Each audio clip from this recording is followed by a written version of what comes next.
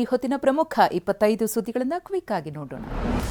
ಹಾಸನದಲ್ಲಿ ಸಂಭವಿಸಿದ ದುರಂತದಲ್ಲಿ ಬಳ್ಳಾರಿಯ ಪ್ರವೀಣ್ ಕುಮಾರ್, ಹೊಳೆನರಸೀಪುರದ ರಾಜೇಶ್, ಡನಾಯಕನಹಳ್ಳಿ ಕೊಪ್ಪಲು ನಿವಾಸಿ ಈಶ್ವರ್, ಮುತ್ತಿಗೆಹಿರಳ್ಳಿಯ ಗೋಕುಲ, ಕಬ್ಬಿನಹಳ್ಳಿಯ ಕುಮಾರ, ಪ್ರವೀಣ್, ಹೊಸದುರ್ಗದ ಮಿಥುನ್, ಚಿಕ್ಕಮಗಳೂರಿನ ಸುರೇಶ್ ಮತ್ತು ಹಾಸನದ ಪ್ರಭಾಕರ್ ಎಂಬುವರು ಮೃತಪಟ್ಟಿದ್ದಾರೆ. ಹಾಸನದ ಗಣೇಶ ಮೆರವಣಿಗೆಯ ವೇಳೆ ಸಂಭವಿಸಿದ ಅಪಘಾತದಲ್ಲಿ ಆದಿತ್ಯ ಎಂಬಾತ ಗಂಭೀರವಾಗಿ ಗಾಯಗೊಂಡಿದ್ದಾನೆ. ಕೂಲಿ ಕೆಲಸ ಮಾಡುವ ಬೇಲೂರು ತಾಲೂಕಿನ ಮಲ್ಲಪುರ ಗ್ರಾಮದ ಆದಿತ್ಯ ಗಣೇಶ ಮೆರವಣಿಗೆ ನೋಡ್ತಾ ಅಂಗಡಿ ಮುಂದೆ ನಿಂತಿದ್ದ. ಆಗ ಕ್ಯಾಂಟರ್ ಏಕಾಏಕಿ ನುಗ್ಗಿದ್ದರಿಂದ ಆದಿತ್ಯ ಗಂಭೀರವಾಗಿ ಗಾಯಗೊಂಡಿದ್ದಾನೆ.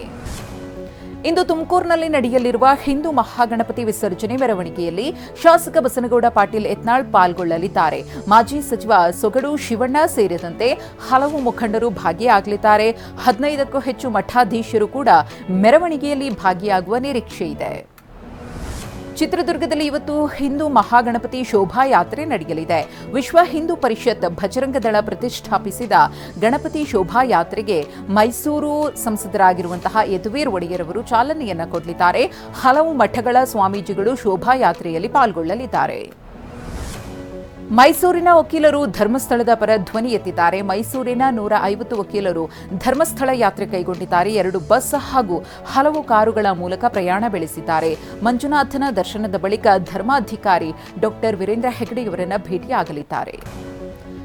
ಬೆಂಗಳೂರಿನಲ್ಲಿ ಡ್ರಗ್ ಫೆಡ್ಲರ್ಸ್ ಜೊತೆಗೆ ನಂಟು ಹೊಂದಿದ್ದ 11 ಪೊಲೀಸ್ ಸಿಬ್ಬಂದಿಯನ್ನು ಅಮಾನತು ಮಾಡಲಾಗಿದೆ. ಚಾಮರಾಜಪೇಟೆ ಠಾಣೆಯ police inspector T Manjanna, JJ Nagar ಠಾಣೆಯ ಎಎಸ್ಐ ಕುಮಾರ್ ಸೇರಿದಂತೆ 11 ಮಂದಿಯನ್ನು ಸಸ್ಪೆಂಡ್ ಮಾಡಲಾಗಿದೆ. ಸಸ್ಪೆಂಡ್ ಆದವರು ತಿಂಗಳಿಗೆ 1.5 ಲಕ್ಷದಿಂದ 2 ಲಕ್ಷ ಹಣ ವಸೂಲಿ ಮಾಡ್ತಾ ಇದ್ರು ಅಂತ ತಿಳಿದು ಬಂದಿದೆ.